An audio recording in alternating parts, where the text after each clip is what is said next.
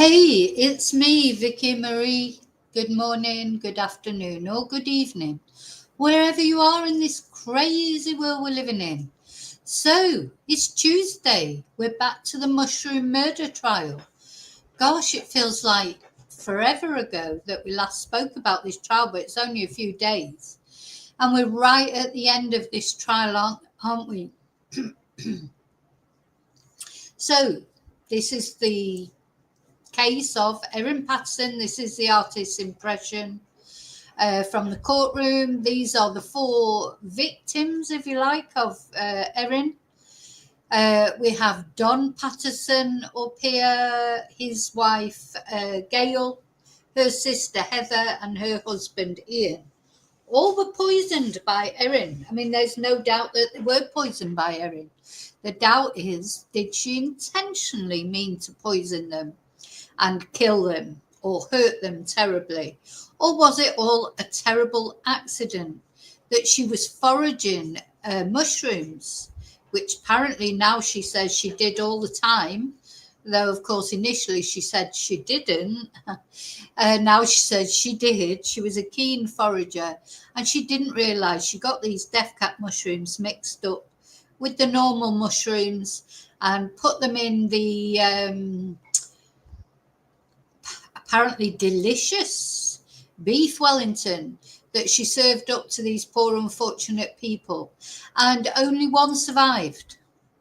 Ian Wilkinson is the only one out of those four that is still alive, except for Erin, of course, because she supposedly ate the same meal, but depends what you believe, doesn't it? Ian was the only survivor from the lunch guests. She invited them over to lunch on a Saturday afternoon, said she had something very important to talk to them about, though. Now she's saying, no, she didn't say that. I think if you've been watching this regularly with me, you'll know that Erin's lies are legend. Her self-confessed lies. She is a liar. She's a self-confessed liar. You'll hear in a moment that even the judge says that in his summing up. But the thing that Erin is saying to us is, yes, I told all those lies. Yes, I did. But I'm not lying now.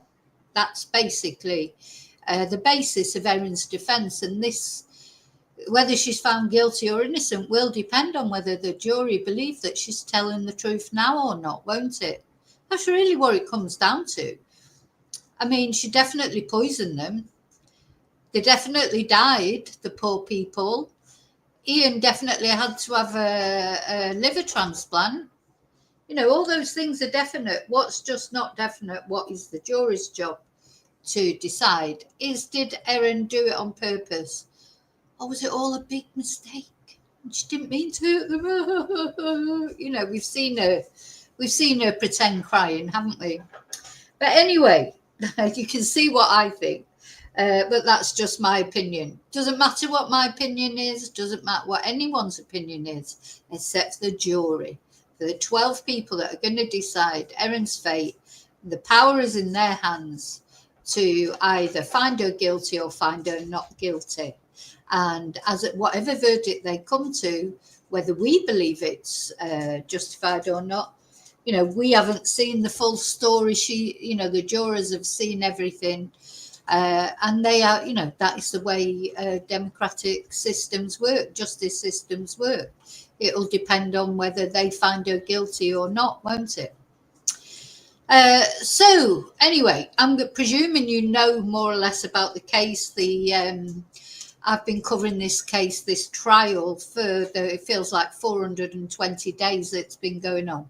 But it's not that many, but it can't be. I mean, we are in the 9th week. Oh, I can see there I've put day 9, but it's not, it's week 9. I need to change that, actually. Yeah, we're not in day now. God, day 9. That seems like a distant memory, doesn't it? We're in week 9 of this trial that was supposed to last between 4 to 6 weeks. And then the judge said, oh, we thought it would be quicker. And then it's not quicker. It's much later. Don't know if I can change that yet. Might have to change it after. I don't know. I can't edit the schedule. I know I can't edit the schedule. I want to edit the title because I've put day 9. Yeah, I think that should change now to week 9.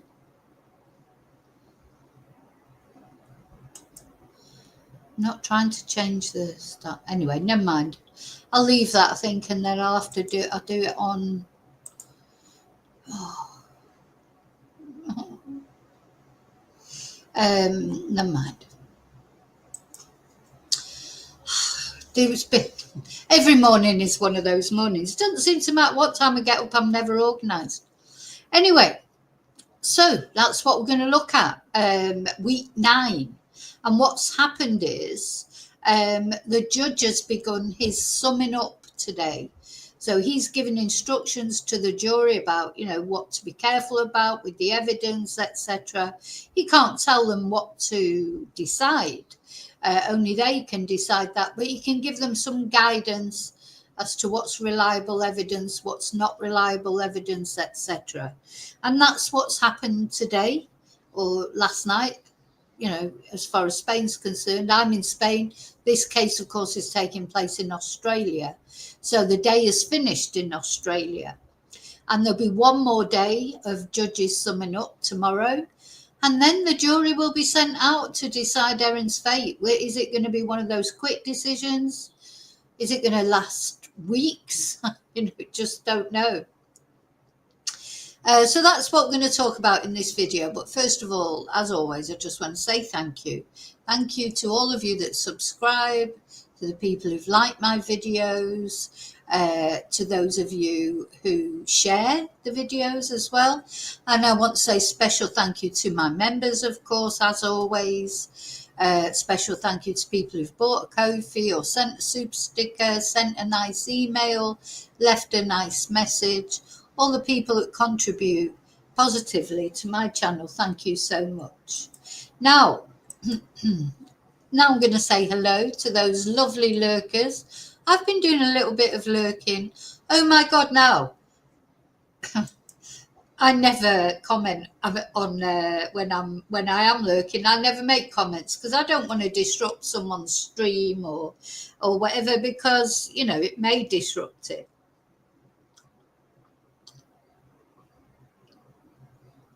So I just got to get my coffee down me so I wake up. Now, those of you who've been watching me, you know that I made this.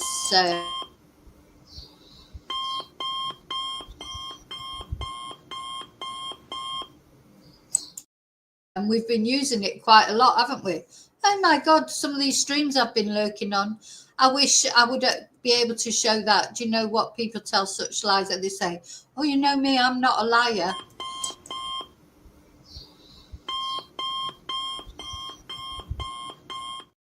I can't do that. I've got to be a good girl. I'm being such a good girl. Such a good girl. But, there you go. People watch these streams, they like it. I'm not the YouTube police. I don't tell people what they should watch and what they shouldn't. I just sort of sit there aghast sometimes. I think, oh my God. But anyway, never mind. So, my lovely lurkers, hello. Thank you for watching. Of course, there's the loathsome lurkers as well, but hello to you as well. You probably need sort of you probably need prayers more than anybody. And then I'm going to go into the chat now and see who's brave enough to actually come into the chat.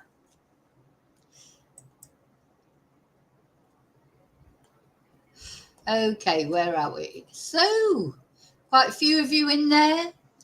Hi, Tracy. Hi, Jonathan. So, Tracy's dog emoji, that's her membership badge because she's a member.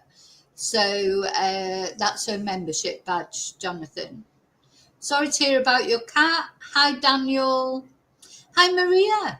5:20 in the morning. Oh, no, 5:20 p.m. Okay. Hi, Angel.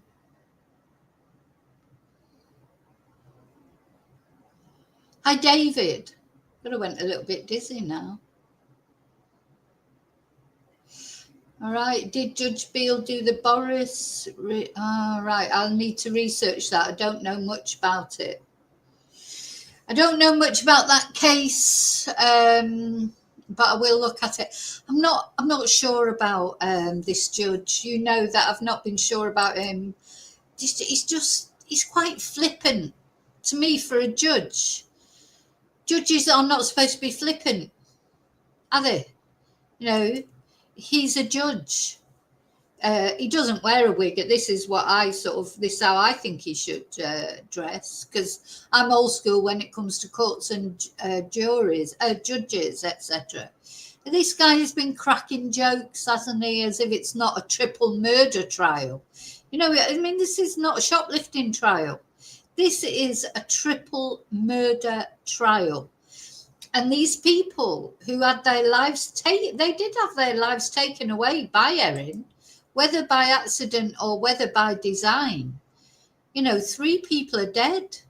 Don, Gail, and Heather. You know, there's no more story for them. There'll be no more photos of them. These are they're gone, dead, because of this woman's actions one way or another. So I don't believe that Justice Beale should be so flippant. But anyway, maybe it's just me. And then, of course, during the trial, in the early days of the trial, somebody, a protester, did break in and start criticising Justice Beale, but we don't know really what he was protesting about. But he wasn't protesting to Erin or anything to do with what this particular trial. He was protesting about this judge.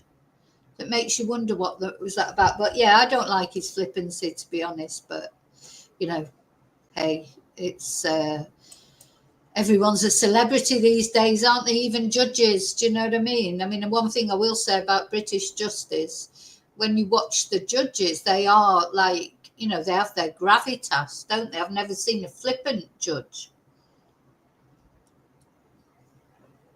And the American judges, I think they're very serious as well. I don't think I've ever really seen a judge that I've thought, oh God. But this judge, just seems to think it's all hilarious. But so that I don't like. But anyway, that's him, Mr. Justice Beale. We'll see what we're going to listen to, what he, his summing up is. And I suppose, hi Jane, I suppose whoever, we're going to, we've got our own thoughts on this case, haven't we? All of us have. Some people veer towards I think most people on this channel, to be honest, from the polls I've done, are more of the opinion that Erin probably is guilty. But again, it's not up to us, is it? It's up to the jury. But we've all got our different views. So as we listen to the judges summing up, what we think of it will probably depend on what we already think, because, that's just human nature. Whether it's right or wrong doesn't really matter. Sorry, Maria's just distracted me there. Sorry, I shouldn't laugh. I'm doing a Justice Beale now. I'm being flippant. So apparently this morning in court, Justice Beale made a mistake referring to a Dr. Mushroom. His name is Muldoon. Well, do you know what? As much as I'm not over keen on Justice Beale, I'm not surprised he did that. I mean, at the end of the day, this is the 9th week he's had to talk about mushrooms and listen to all the talk about mushrooms. I'm sure we've all been saying mushrooms in times when we shouldn't say mushrooms.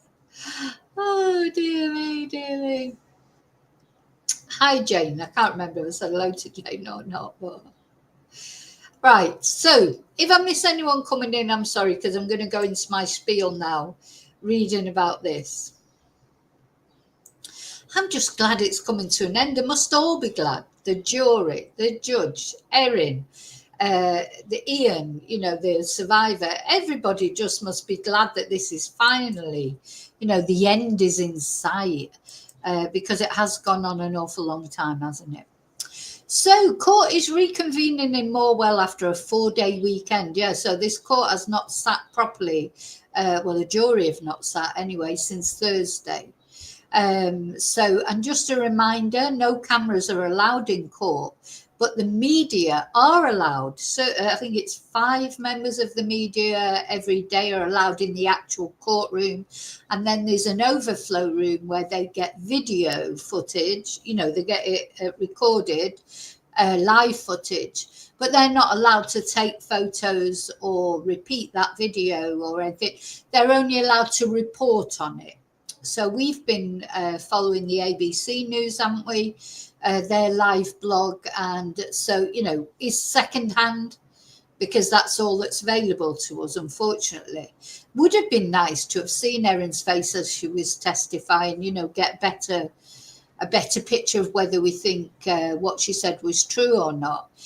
And I mean, we do have to remember, I think the judge mentions this here, we do have to remember that just because she has told a million lies does not mean that she's lying now when she's saying that she didn't have anything to do with it. So, it's quite difficult that though, isn't it? I think that's what Erin will fight against the most with the jury, is when you tell so many lies, even though I think even the judge will say, you've got to almost take each lie on face value, haven't you? Just because someone's told 10 lies doesn't mean the 11th thing they say couldn't possibly be true. That seems to be the defence's argument. Yes, lie, but I'm not lying now. But anyway, the jury's got to decide that. So last week, prosecutor Nanette Rogers and defence barrister Colin Mandy delivered their closing addresses, and today Justice Christopher Beale is expected to begin giving his final directions to the jury before it retires to start deliberating on 4 verdicts. So, of course, there are 4 verdicts they've got to give. There's 3 murder charges and 1 attempted murder charge. So his directions are expected to be lengthy and the jury is not expected to go out today. Okay, so yeah, if you need to catch up on this case, the playlist is in the description box of this video. Every single day from day 1 is on there. So Justice Beale begins his instructions to jury members. He tells them there will be 3 parts: the principles of the law, the issues they will need to decide, and the procedure to be followed when they decide on their verdicts. He explains that if he doesn't mention some evidence, it does not mean it's not important. On the flip side, if he mentions a particular piece of evidence or an argument by the counsel, it doesn't mean it's more important than others. He presents them with a hard copy of exhibits and evidence that was presented during the trial. It's 86 pages long. It's not homework. You don't have to plow through it, but it's something you can dip into, he tells the jury. He explains that the first section of the chronology covers a large period of time from 2007 to 2022. After that, the key dates are broken up into sections from July 29th, when the lunch was held at Erin's house, to other events, including when she presented at the Leongatha Hospital for the first time on July the 31st. He says then there are a series of post-it notes because there were only 10 dividers in the pack. Right, so you couldn't get 2 packets then of dividers, only 1 packet of dividers. Oh, I can't bear things like this, honestly. If things can't be done properly in serious things like this. So there's a series of post-it notes because there were only 10 dividers in the pack. Surely could have sent someone out to buy another pack. So they include pointers to the exhibit list. Justice Beale says he's tried to steer clear of controversy in the chronology, but he says if there's something in the chronology they think is wrong, it's their opinion that counts, not his.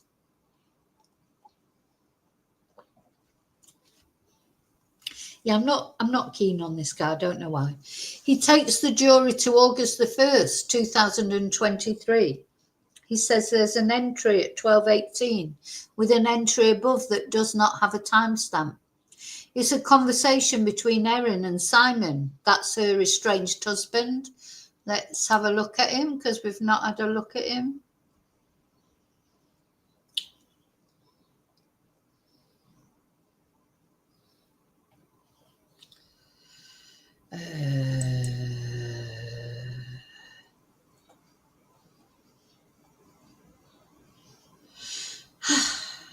Gosh, feels like ages since I've shown all these pictures. So yeah, this is Simon, Erin's estranged husband.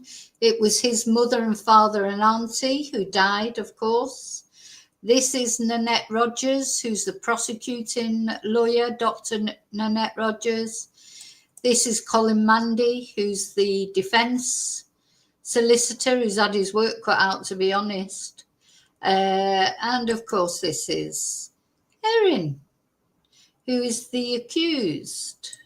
Now, actually, I found a very interesting video about Erin. I'm just going to try and find it because I'm going to need to just pop off in a minute. And I might put that video on.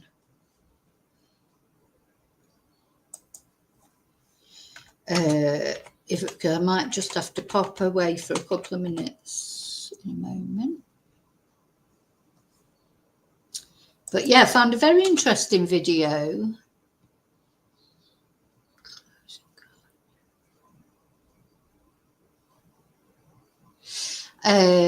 Talking about her life before this lunch. And what like people who'd worked with her had to say about her.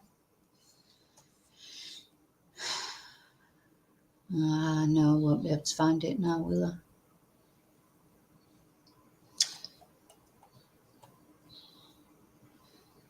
Let me just try one more time to find it. If I can't find it, I'll have to put something else on.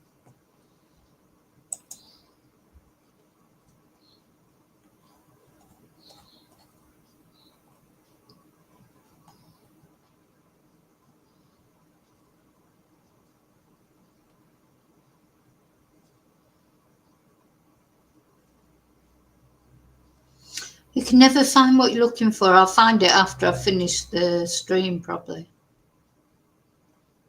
Found it last night and I watched it and I thought I'm going to show that tomorrow, and then now, of course, it's disappeared.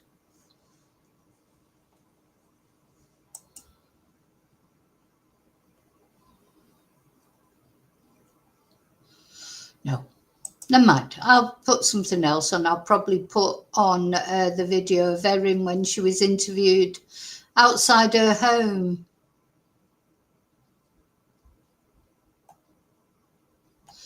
Let me get that up ready because I know I might have to go all of a sudden. Sorry.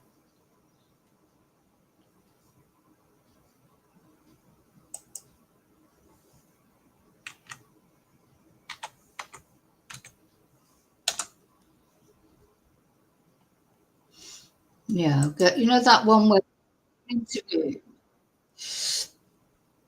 and she gets their names wrong. So anyway, that's what I'll put on if I have to go in a moment, just briefly. So sorry. So going back to, Judge Beale takes the jury to August the 1st, 2023. He says there's an entry at 12:18 with an entry above that does not have a timestamp. It's a conversation between Erin and Simon about her dehydrating mushrooms and hiding them in muffins for their daughter to taste test. Just ridiculous, isn't it? I mean, the more you think about that, why would you dehydrate mushrooms and put them in muffins? He explains it's used first names to differentiate between all the Patterson family members, whereas all others in the chronology are referred to using their surnames. He says it's just more convenient, it's more user-friendly, and I mean no disrespect by referring to people by first names. Personally, I think first names are more respectful. He then explains he's used different colours to make it easier for the jury. Red colouring is for questions asked by the prosecution, and blue is for questions asked by the defence. He says that during that August the 1st conversation, at one point, Erin said the children left the room momentarily, and she alleges Simon said, "Is that how you poisoned my parents using the dehydrator?" And she answered, "Of course not." And he says that evidence is not mentioned in that entry of the chronology because it's a point of controversy. So remember that Erin said Simon had said that, and that's what made her panic and get rid of the dehydrator. But Simon said, no, he did not say that. So again, just comes to whether you believe Simon or you believe Erin, or do you just discount it completely? Right, sorry, I've just got to pop off for a minute. I'm going to put on this video for you to watch again. Right, 8 minutes. It is, I think I'll be back by then. I've just got to sort something out for the doctor, won't be a sec. Hey, Chatterate. No, I've been doing a little bit of research, watching some other sort of programs about the mushroom murder trial that we've been following all these weeks. And I thought, I'll just have a little look back at that interview that Erin gave. It's really the only time that we've seen Erin speak, isn't it? Of course, we've heard her testimony or heard of her testimony through the trial of the last few days of the trial. But really, this is, I think, the only time that we've seen Erin actually speak herself. So I thought, I'll just have a little watch of that. And, well, let's see. Unbelievable. It's a tragedy what's happened. Can you tell us about the meal that you... Now, there's a lot of rubbing of her eyes and looking at her fingers as if there's tears on there, but there actually are no tears. Now, I know what I think of Erin Patterson, and maybe I'm wrong. She is still innocent. She's not been convicted yet, but there's no tears coming from this woman's eyes. But the most, that's by the by, because who knows how they would act, I suppose, in those circumstances. But she gets all the victims, she gets the victims' names wrong. She gets Don and Ian confused. Very strange. Have a listen. Of course. I'm so devastated by what's happened, by the loss of Don. Don is still in hospital, the loss of Ian and Heather. No, Erin, you were right the first time. She said, the loss of Don, and then she said, no, Don is still in hospital, the loss of Ian. Ian is the survivor. It was Don who had died. Don and Gail who had died. I think they were the first two to die, and then Heather. But she gets the name wrong. It's bizarre, isn't it? Really, absolutely bizarre. Look at how her face is there as well. She's very difficult to believe, isn't she? I mean, apart from all the lies she's told anyway, she's told so many lies. She is difficult to believe for that reason. And this dry crying, and the way she's inspecting her fingers. But the most significant thing to me through this interview is she gets their names mixed up. Very bizarre. And Gail, they were some of the best people that I've ever met. Gail was like... Take your time. Gail was the mum that I didn't have because my mum passed away 4 years ago. And Gail's never been anything but good and kind to me. And Ian and Heather were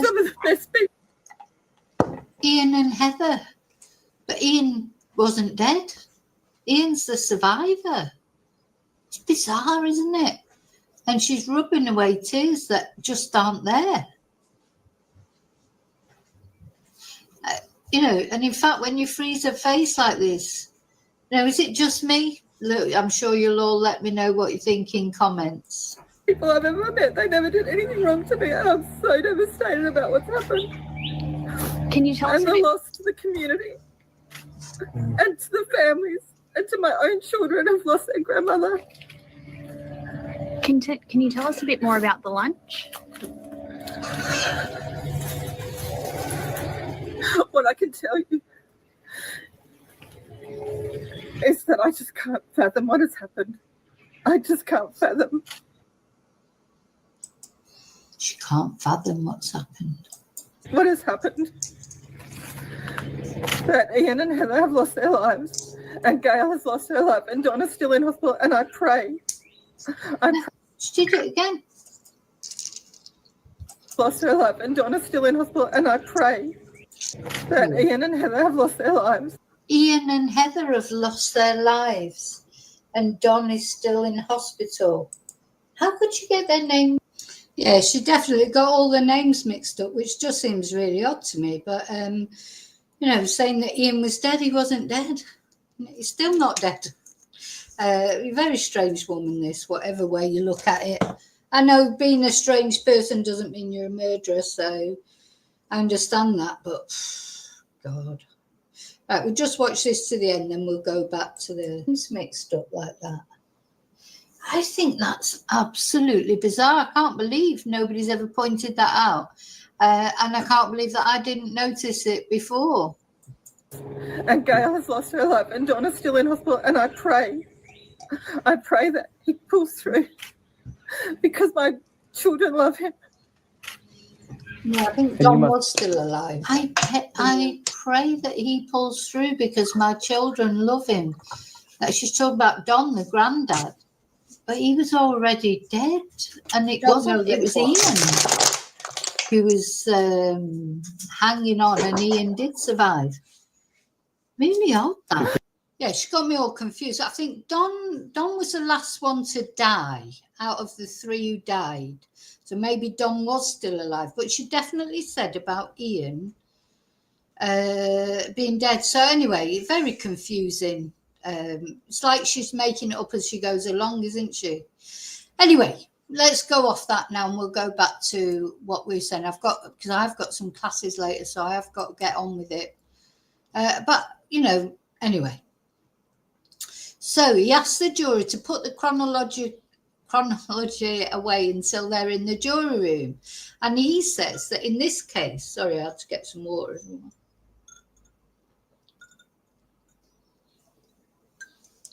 He says that in this case, it's alleged by the prosecution that Erin committed attempted murder and 3 counts of murder.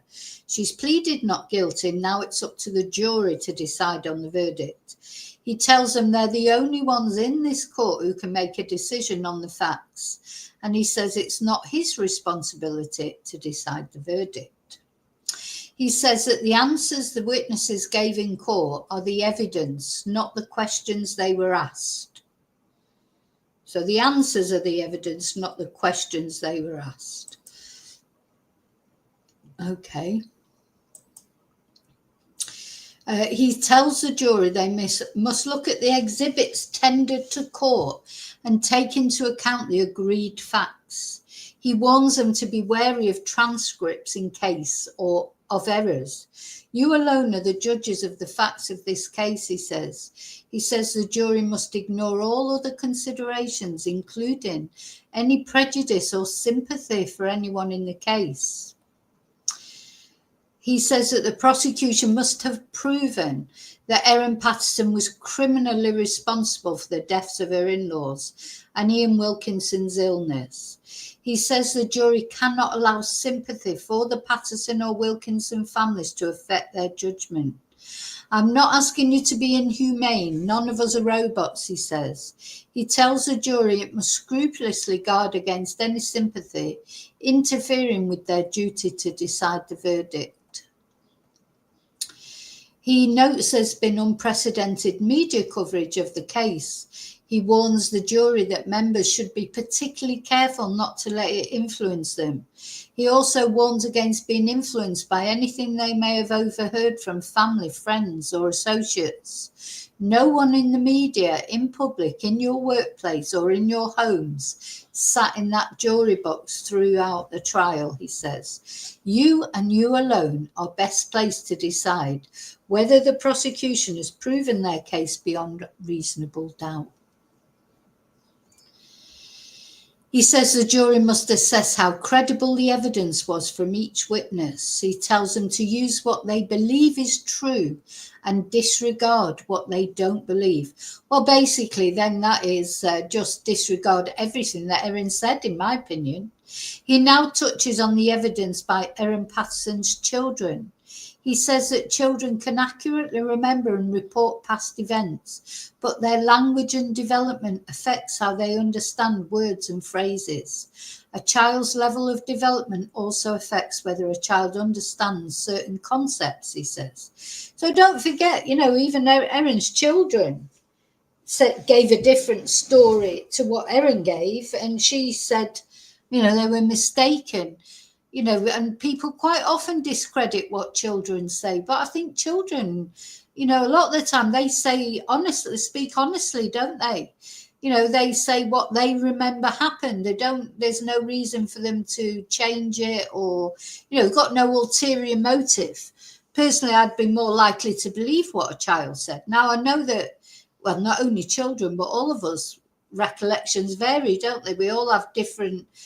If you think back to a conversation you had with a friend or a family member, there are things you will remember more because for whatever reason they touched you and resonated in your memory more than things that other people remember. There are always, discrepancies, aren't there? I mean, I think we have to accept that.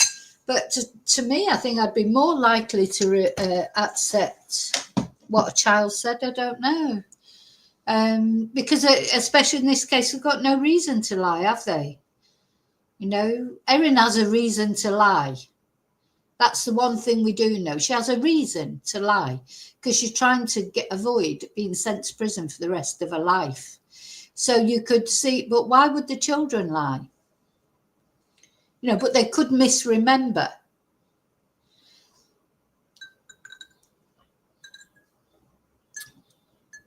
So he says a child's level of development also affects whether a child understands certain concepts. So he says, Erin Patterson chose to give evidence. She did not have to do that, he says. In choosing to give evidence, she undertook to tell the truth. Oh, come on. Come on. She gave evidence because there was no other defense. Nobody else. He should be saying this, the judge here, but I suppose he can't say things that are too controversial. But to me, the fact that Colin Mandy only called one witness for the defence, and that was Erin, and all the things he disputed about the prosecution's case, he never brought a witness to dispute any of it. He said, oh, well, the prosecution was cherry picking what the friends said. Lots of friends might not have said those things about Erin, that she was an atheist and this, that, and the other. But he didn't call any friend that said, oh, no, Erin wasn't an atheist or Erin wasn't angry with her in-laws. He didn't have a witness to confirm that. He was just challenging what the prosecution had. The prosecution brought in loads of prosecution witnesses. The only one he brought up was Erin, to just tell another load of lies. Well, she says these aren't lies, but how do we know? In choosing to give evidence, she undertook to tell the truth, he says. But he says the jury must assess her evidence in the same way as they would all the other witnesses. He says if they find her evidence to be true, they must find her not guilty. And he says if they think it might be true, that's a reasonable doubt. But he says if they don't believe her, they have to put the testimony aside and still see if the prosecution has proven the rest of the case beyond reasonable doubt. Okay.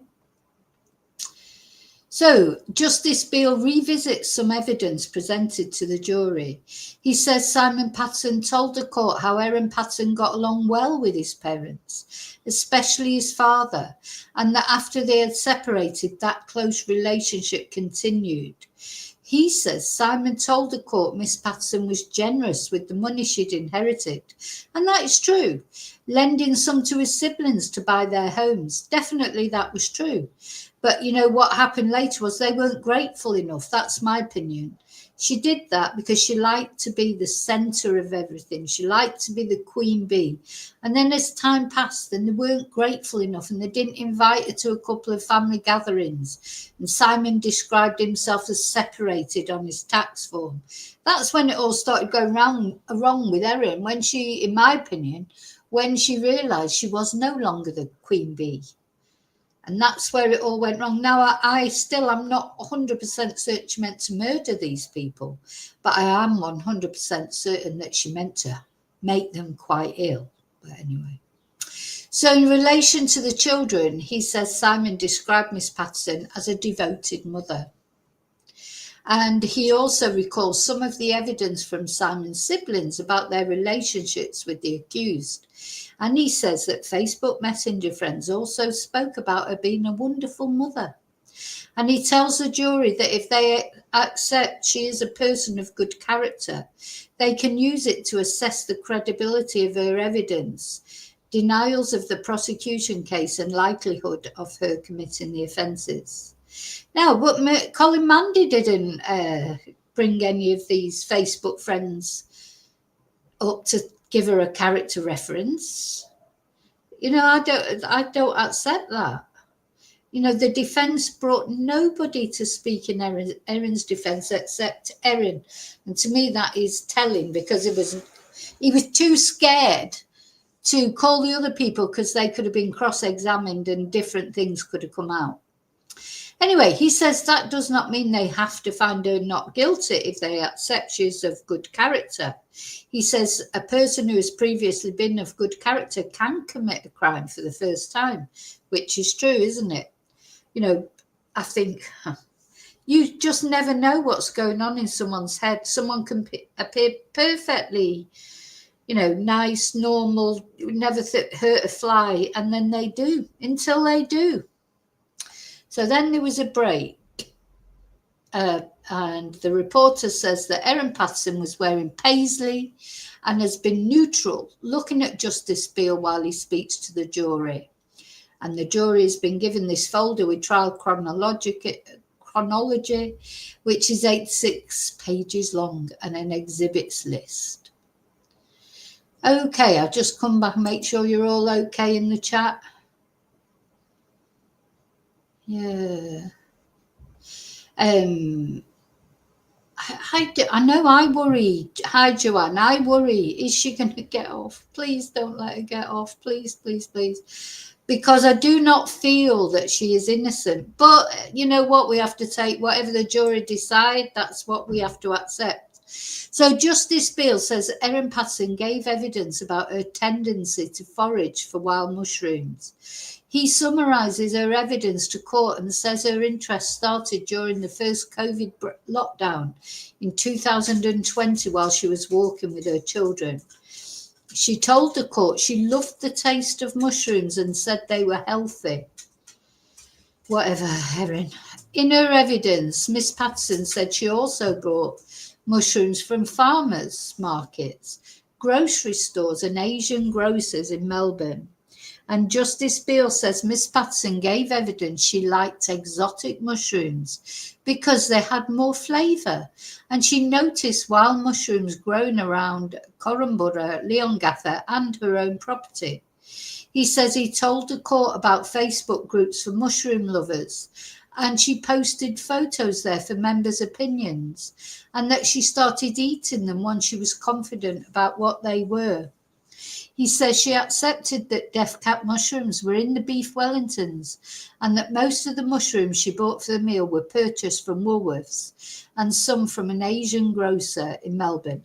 So going back to this Asian grocer, those of you who've been following it will know she said she'd bought them from the Asian grocer, but she couldn't remember which one it was. She couldn't even remember the area where it was. Nobody else was poisoned by toxic mushrooms from an Asian grocer around. There was a big investigation launched because, of course, you know, if she had bought them from a retailer, there was every chance that other people might have bought these poisonous mushrooms as well. Nothing was ever found. Erin tried to avoid the investigation, etc. You know, it was, I think it was blatantly a lie, that, personally, in my opinion. In fact, I haven't used my thing yet, have I? So let's have a look.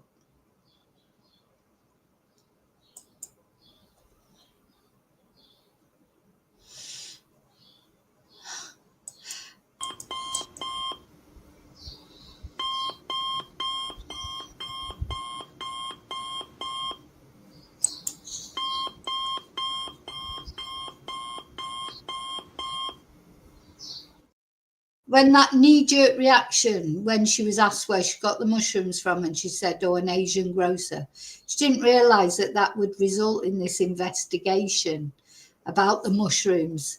And she tried to avoid then sort of talking about it, didn't she? But of course, you know, then it became a police investigation. And she couldn't avoid it anymore. And these are the culprits, death cap mushrooms, which you could see, you know, as I've said from the beginning, Erin's best defence would have been, oh my God, yeah, I foraged those mushrooms, they looked okay. But then she'd be struggling because, you know, it was on her devices that she did search, the iNaturalist site, and she did search for death cap mushrooms. So she was definitely looking for them for whatever reason. I don't think she can avoid that. He says she accepted that the death cap mushrooms were in the beef Wellingtons and the mushrooms she bought for the meal were from Woolworths and an Asian grocer. So he then touches on her evidence about buying a food dehydrator. So remember, she bought that food dehydrator the same day that she'd apparently been Googling about death cap mushrooms, and she'd been to the area where death cap mushrooms were supposedly have been found. Next minute, boom, she buys a dehydrator. So he says she dehydrated mushrooms she foraged not long after buying the appliance on April the 28th, 2023.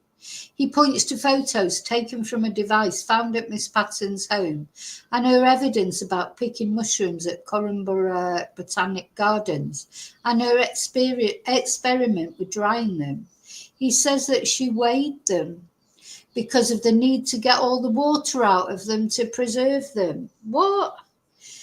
Now, of course, what the prosecution was saying was that because there were photos, weren't there, on one of her devices, of these mushrooms, or of some mushrooms, bit on a scales, and it was alleged by the prosecution that she was weighing them to judge the right amount to use. I think she misjudged the amount to use. I think she weighed them and she thought, oh, she could just put a little bit, and that she could make them quite violently ill to teach them a lesson for not treating her like Miss Queen Bee. And I think she misjudged it. I bet she couldn't believe it when they died. So he then goes through all the species she said she found while foraging on walks with her children, including not eating some that she didn't recognise. And don't forget, her children said they never went looking for mushrooms. Yeah? So her children said, children would remember that, surely. I remember when my son was young and we used to go on, like, I used to call them nature trails, you know, and we never found any mushrooms, thank God. Well, I wouldn't have picked them anyway. But we used to find like cones and snail shells, empty snail shells, and we'd take them home and paint them and, you know, that sort of thing. But my son would remember that. Of course he would, because that was, and he was really little when we did that.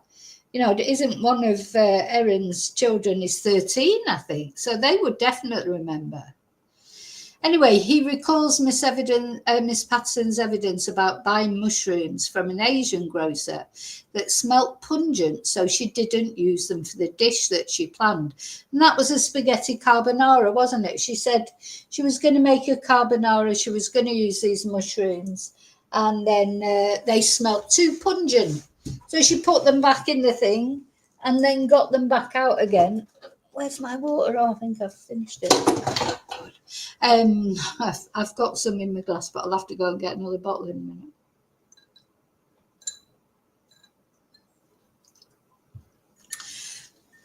So yeah, these pungent mushrooms, she didn't want to put them in this spaghetti carbonara because it smelt so pungent. But she put them away to use them again later.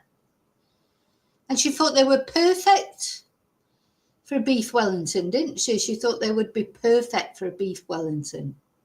So he goes through photos that show Miss Patterson's children in some of the areas she says she foraged mushrooms. And he says Miss Patterson gave evidence that after she bought the dehydrator, she took photos of it and shared them with her Facebook friends. But she admitted lying to the police about owning one. So yeah, that was the first lie that she told the police, wasn't it? They asked her if she had a dehydrator. She said no. So this is a similar dehydrator to the one that Erin allegedly had. Well, she did have and she dumped. But she told the police, first of all, didn't she? No, I've never had a dehydrator. I've never foraged for mushrooms. These were...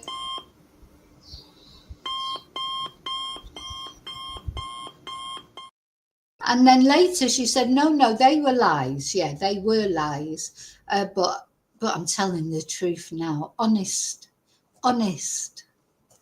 Indian, as they say. So he said she also admitted to lying about not foraging for mushrooms. And he says Miss Patterson gave evidence she knew about toxic mushrooms in the area. She looked up whether death cap mushrooms grew in the South Gippsland area. He says Miss Patterson said it was possible. She did a computer search that landed on the iNaturalist website post about death cap mushrooms just before a dinner order was made for the Corranborough Middle Pub. I mean, you know, that was quite horrible, really, when you think about it. So she did a computer search. Oh, she said it was possible it was her, because that's been Erin's stock answer to everything, is either she doesn't remember, it's possible, or yes, that was a lie, but I'm telling the truth now. That's really basically the three things that Erin has said, isn't it?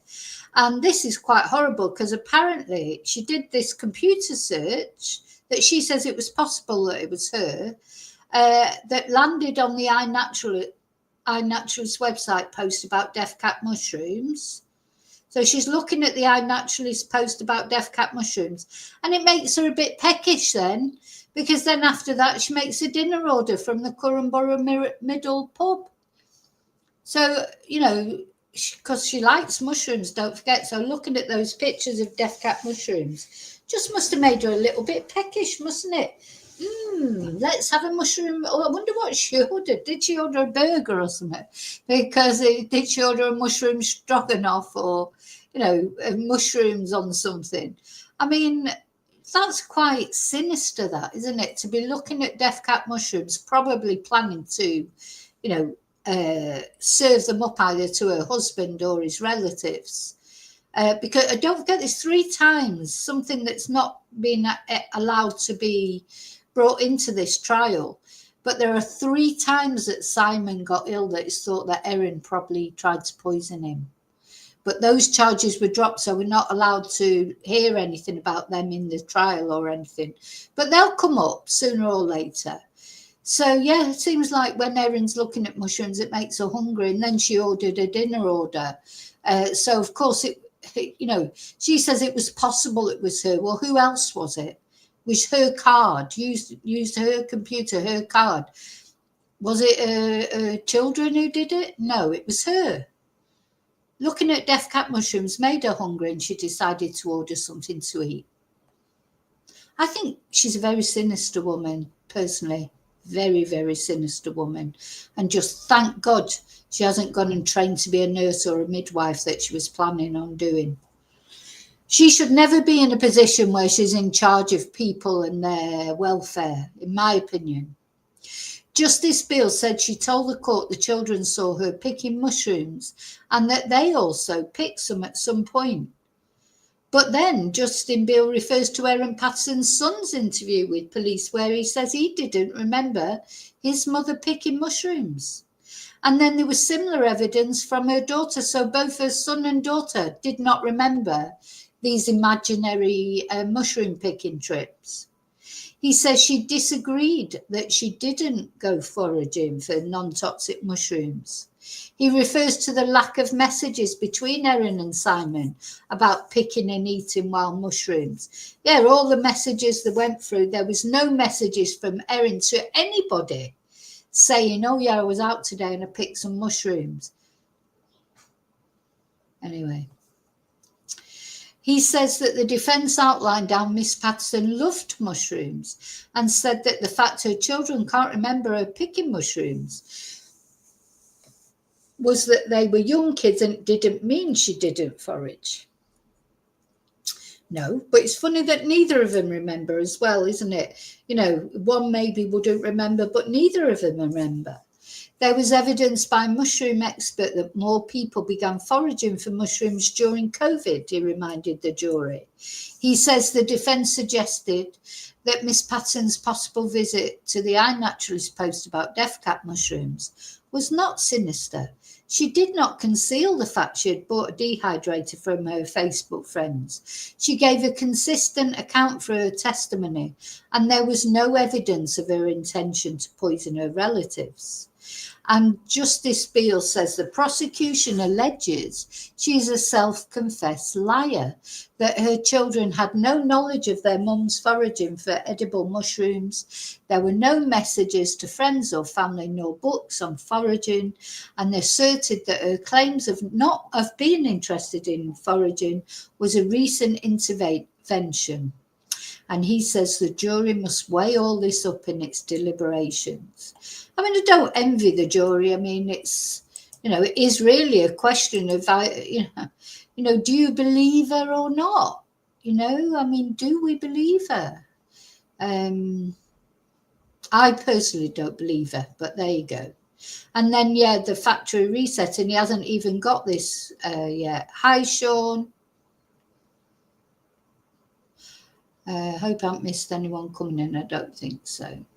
And hi again to all you lurkers at home. Thanks for caring about these victims, all of you. The plates. I think the plates is a big thing, you know, to me. You know, I'm like obsessed with the plates. Where are they? Justice Beale says he must give directions about hearsay evidence. That is evidence witnesses say they heard others say. Yeah, because, you know, Heather Wilkinson, she's dead, unfortunately, so she can't actually, you know, speak now. But she spoke from beyond the grave through Simon and through Ian, because he says, so the judge says, Simon Patterson spoke about Heather Wilkinson's claims about Miss Patterson serving herself lunch on different coloured plates rather than her guests. Now, the problem is that, yeah, Heather is not here anymore, so she couldn't actually stand up in court and say that. But Simon said it for her. But this is hearsay, and that can be difficult in court. But, you know, so the jurors have just got to decide, do they believe Simon or do they believe Erin? Do you believe this serial liar, Erin Patterson, or do you believe Simon, that we don't know if he's a liar or not? I mean, maybe he's a serial liar, but we don't have that evidence, do it? We know that Erin is a proven liar. She even admits she's a liar. So he says Simon also gave evidence about driving Ian and Heather to hospital, and Heather asking him if she was sure, if Miss Patterson was short on crockery. He says Simon couldn't remember the exact wording or phrases she used. Justice Beale then turns to Simon's evidence about talking to his parents in hospital and his father saying that Miss Patterson had told the lunch guest she had cancer.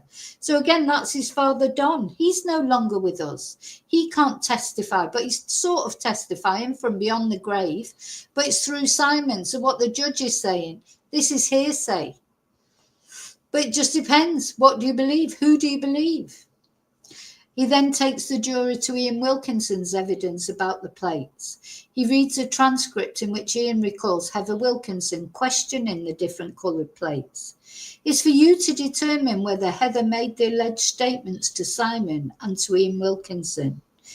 He also says this applies to whether Don Patterson talked to Simon about Miss Patterson having cancer. However, before you do so, I must warn you about the need for caution when considering hearsay evidence. He says evidence of out-of-court statements may be unreliable because the witness may not remember things they hear accurately, or the person who made the out-of-court statement may be mistaken, or even dead. Hey, Justice Beale, they may be dead. He says the maker, I mean, you know, I shouldn't get annoyed with him, but I am a bit annoyed with him because I know it's hearsay. But, you know, it's like, why would, well, you've got to think, you know, is Simon lying then when he says his dad said that Erin said she had cancer? Is Simon lying when he says his mum said, oh, is Erin short of crockery because she didn't give it? You know, these are the sort of things a woman would notice. Whenever you go to somebody's house for dinner, I mean, I'm not talking about what we eat day in, day out in our houses, our casual meals, but when you have someone over for dinner, if you've got the same crockery, you know, you normally give them your best crockery, don't you? Don't, you know, depend on, I mean, maybe if it's your best mate and they've just popped over for a bit of pasta or whatever. But, you know, it's about a dinner party. She said she wanted it to be special, but she served them up on different plates. Strange that, I think. And, you know, this was noticed, wasn't it? It was noticed by the guests. He says the maker of out-of-court statements is not under oath, like they would be in court. Oh, as if that matters. Nobody ever lies in court, do they? Oh, my God. It always makes me laugh when they get them to swear, oh, you are under oath. Yeah, they're under oath. Erin doesn't even believe in God. You know, so what difference does it make if she's under oath or not? People lie in court all the time. Anyway, but it's true that there is no chance for the defence to question the person who made this statement. No, especially not when they're dead, eh, Judge? There you go. Another break. The break ends.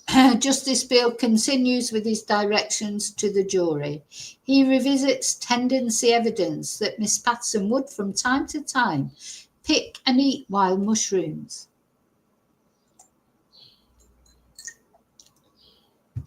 He says he inadvertently skipped a part.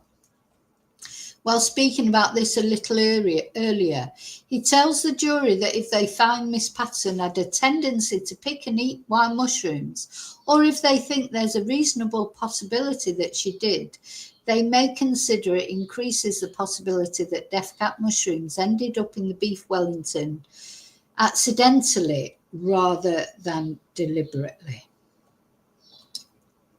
He says that both the defence and prosecution has asked that he should highlight some inconsistencies with statements given by witnesses. He says he'll address 5 prosecution witnesses first and begins with Simon Patterson. He mentions Simon's evidence that the reason for the lunch was a serious or important medical issue. We're taken to a transcript where Simon said he couldn't remember the exact words Miss Patterson had said to him, but recalled it being something serious or important. Now, this exactly to me is, I would believe Simon because of this. You don't remember exact words that somebody tells you. You know, if I said to you, what did I just say 5 minutes ago? You'd probably say, oh, well, you said something about mushrooms, and you said something about blah, blah, blah, blah, but you wouldn't remember the exact words that I said, would you? And that was only like a couple of minutes ago. So you certainly wouldn't remember what someone said to you months earlier. You'd remember the gist of it. You remember, the gist of what they were saying, but you wouldn't remember the exact words. And I think that if Simon was lying, he would be more likely to come out with an exact statement, because that's more unlikely. Next, we look at inconsistencies in lunge survivor Ian Wilkinson's evidence. Well, yeah, again, this man's been for a liver transplant. He's been on death's door. He's not going to remember every single little word that was said. So first is his evidence on whether the beef Wellington and veggies was served from a tray, possibly an oven tray, and whether Miss Patterson said at the lunch she had cancer. He told the jury that she announced she had cancer at the lunch, but later in cross-examination, it was brought to the jury's attention that he told police she had suspected cancer. Now, I'm not being funny, but she didn't have either. She didn't have cancer and she didn't have suspected cancer.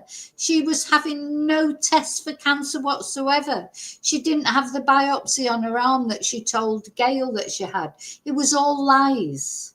So just because he can't specifically remember whether she said she had cancer or she thought she had cancer or whatever, what difference does it make? She was still lying.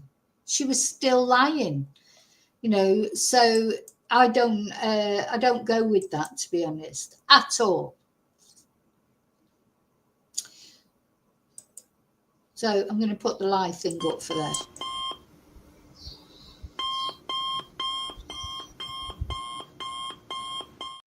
Because now, if it was saying he couldn't remember if she said she had cancer or not, I can't remember if she said she had cancer or did she say she was having gastric bypass, that's a different matter.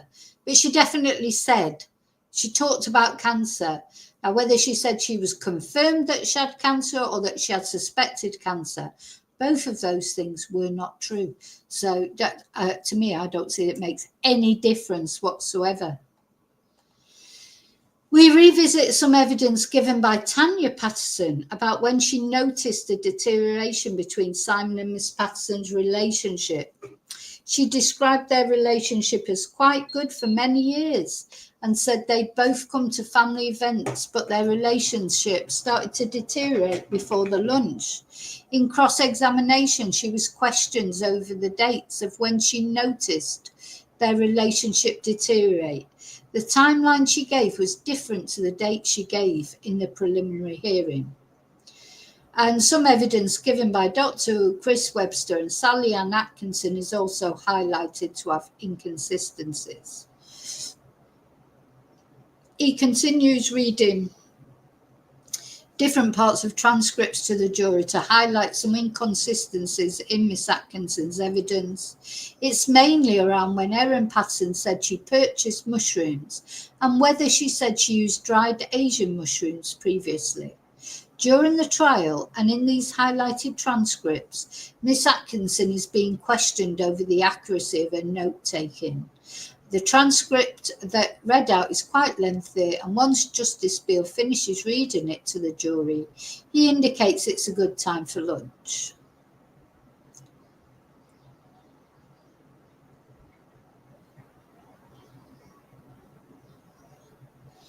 So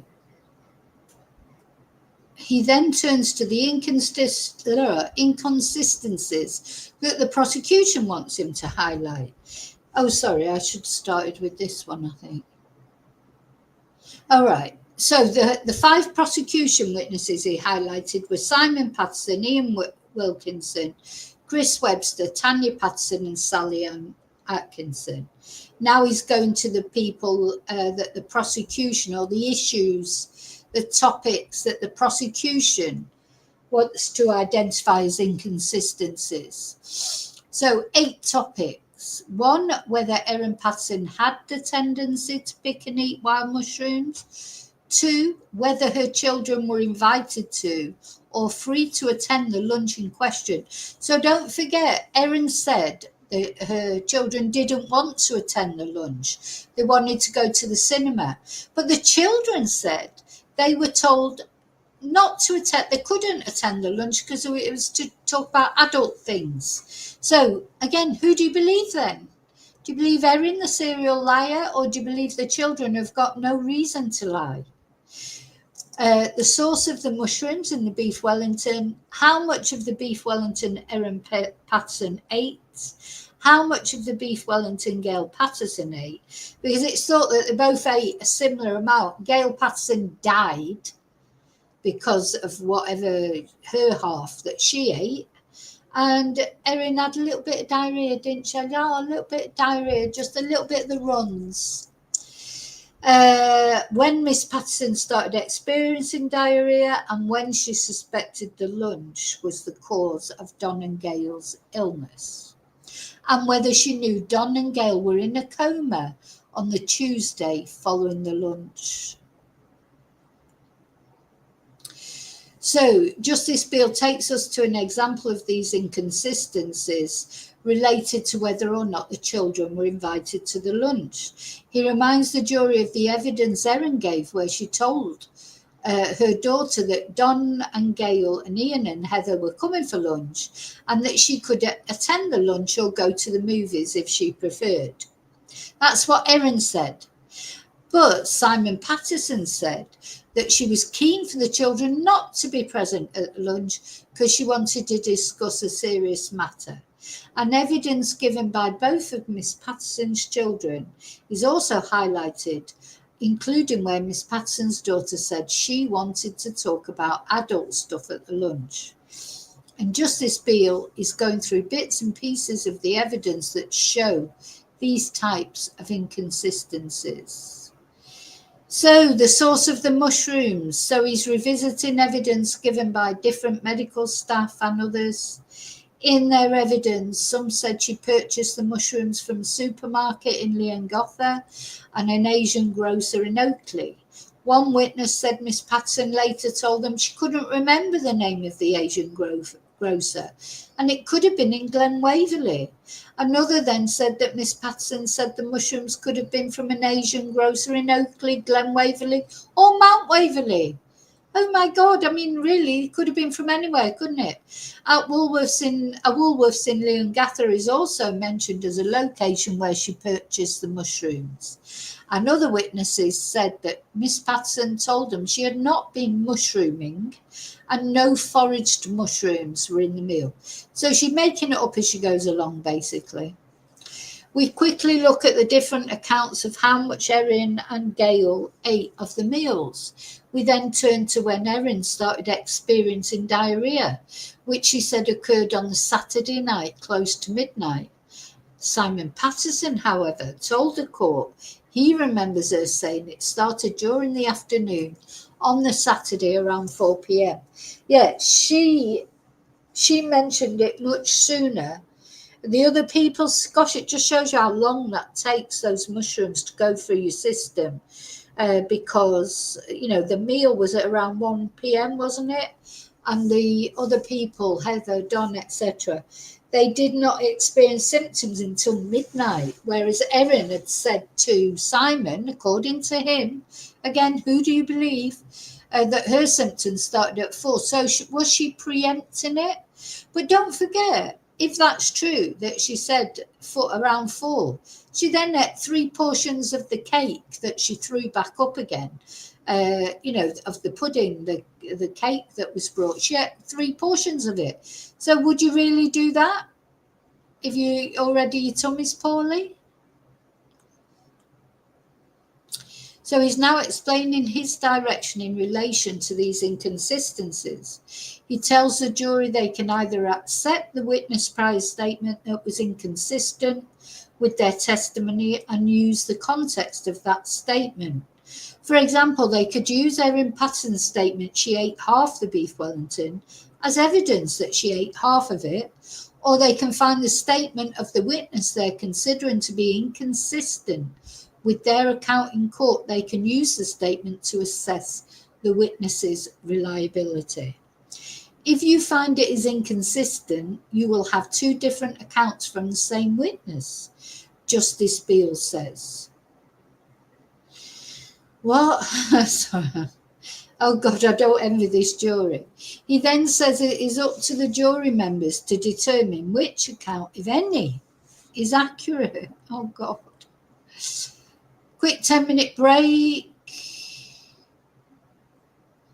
The jury is back. We're taken to the evidence given by digital forensic experts Matthew Sorrell and Shaman Fox Henry. Ordinarily, witnesses are not allowed to give their opinions in the case. However, the law says people with specialized knowledge or training are allowed to give their opinions if that will assist you or the jury in making your opinions. And I just want to say there, the defense did not call any experts in Erin's defense either. So the prosecution called lots of witnesses to talk about all sorts of things like the mushrooms, the toxicology, the phone data, you name it. There was a prosecution expert witness. Mr. Mandy, for whatever reason, did not call any experts to defend Erin whatsoever. Not even one. So to me, that is telling. Because there was no defense. So he then gives us a rundown of Dr. Sorrell's qualifications and the work he does looking at mobile phone network records, mobile phone data. He highlights some key terminology that Dr. Sorrell used, such as the IMEI number, which is the serial number for a mobile handset. In Dr. Sorrell's evidence, he explained that how when a handset is on the move, it will switch to different base stations or phone towers. He said weather may impact base stations, and he said that the handset can initiate a data connection for its own purpose. And we're looking at this because of a possible trip Erin took to Outram, where it's alleged she foraged for mushrooms. It was her mobile phone records that suggested she might have been in this area during a specific time. It's quite technical information, but all of this evidence has already been presented to the jury in the trial, and don't we know it? We read through all that data. That's on one of the videos in the playlist. So he stated that Dr. Sorrell agreed during the trial there were significant limitations in his evidence in terms of time and place. And the best that can be said is that a phone is in a particular area, or if it is not in a particular area, Dr. Sorrell said while giving evidence. He identified there were 8 possible visits to the locked postcode area based on phone data. These possible visits took place across March 2022, April 2022, August 2022, and February 2023. There were some gaps in the records that Dr. Sorrell had noted while giving evidence. And when considering the issues that his evidence bears upon you, don't consider his evidence in isolation, Justice Beale tells a jury. He says the jury may use Dr. Sorrell's evidence as an indication Miss Patterson possibly visited Lock on certain dates, but may not use it as evidence that the accused actually visited Lock at these times. The thing is, this whole case, that's true what Justice Beale, you can't consider any of the evidence in isolation, can you? But there to me is that if you just took that, only that phone evidence was the only evidence against Erin, you'd be struggling to find her guilty, of course. But if you're taking that and all the other evidence, the dehydrator, the lies that she's told, the way she tried to evade the investigation, the lies that she told about having cancer, the testimony from the witnesses, all of it, if you take it all into consideration, the things that her children said, the things that her friends said, none of them on their own is enough to convict Erin. But surely when you put all those together, that's a pretty convincing case against Erin, isn't it? So that was it. On that very technical note, Justice Beale wraps up for the day and says we'll continue tomorrow with the expert evidence of Mr. Fox Henry.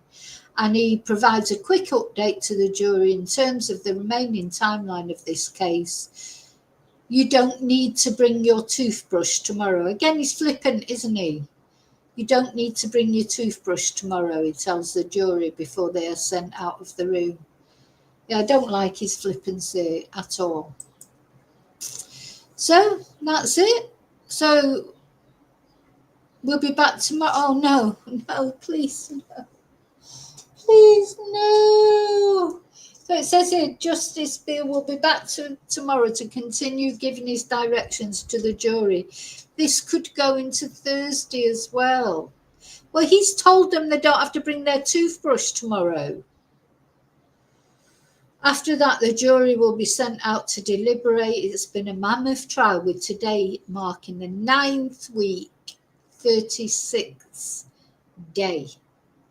Now, he's just said, don't bring your toothbrush. So I'm hoping that this is not true, that he will finish off tomorrow. You know, not only for our sakes, but for the sake of the witnesses, etc., for everybody who's affected. Please, please, please, hope he finishes it. If he spent less time making jokes and more time actually getting through his summing up, maybe it would. Sorry. Oh, bless me. That's the air conditioning. I've just turned off. You see, I did wash my hair today, but I've still got pink in there. Oh, my God. Just have a look. I think you're all okay there in chat.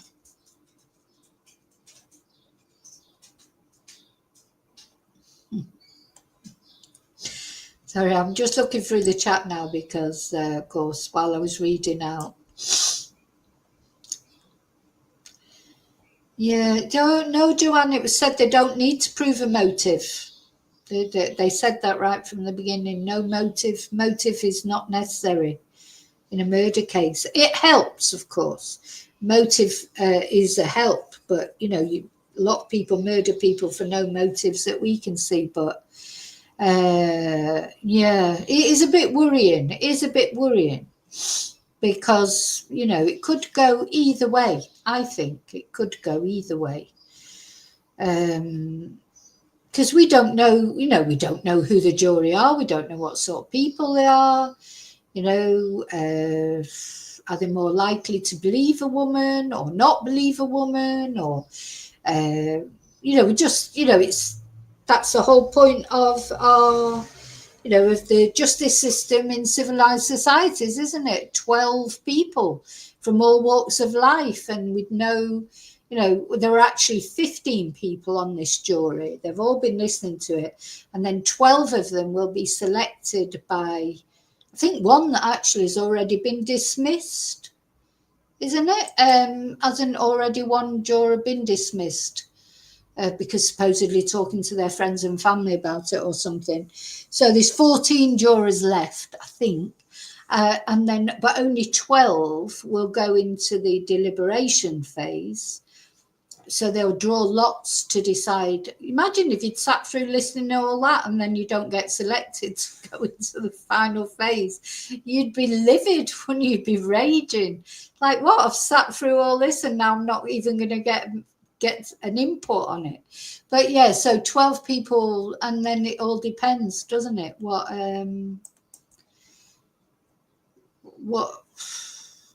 God. Yeah, Joanne, the prosecution have spoken. Yeah, this is the final thing now. Didn't you? I'm sure you watched it with us. If you look in the playlist, the prosecution arguments, I think it went over 2 days.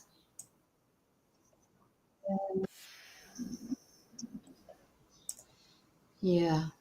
I can't remember what days they were, Joanne, but they're all in the they're all on the playlist. I'm just seeing if I can find it for you.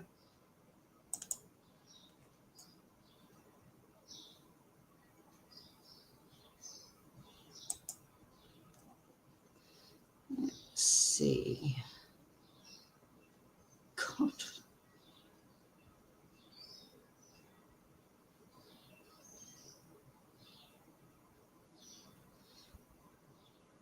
Huh.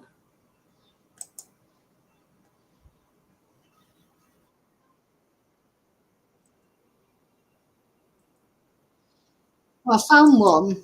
So this, I'll put it in there. But anyway, you can find it in the.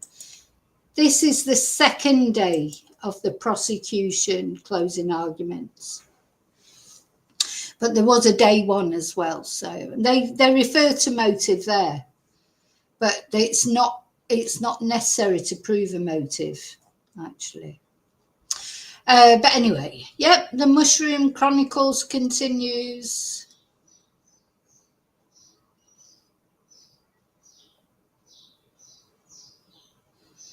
Yeah, Jonathan, no character references. You know, you'd think that if you were defending somebody for murder, you know, you would bring in some defense witnesses, at least to say, oh, there's no way that she could do that. You know, she had a great relationship with her in-laws. He didn't bring anybody as a defense witness to say that Erin and her in-laws had a great relationship. In fact, the person who said that most was Simon, her ex-husband. But they never brought in one of Erin's friends to say, has Erin even got any friends apart from Facebook friends? Nobody was brought up as a defense witness to say, oh, no, you know, they had a brilliant relationship. So that's suspicious, I think.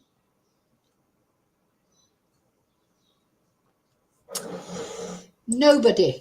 No. Yeah, what about her sister, Maria? Yeah, she never came in for defense either, did she? I mean, have they even got a good relationship? I don't know. Yeah. Why didn't they bring their sister in to give her a character reference? So,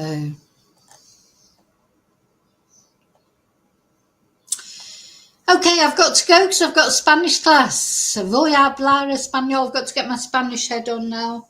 Forget about mushrooms. Champiñones, as they are in Spanish.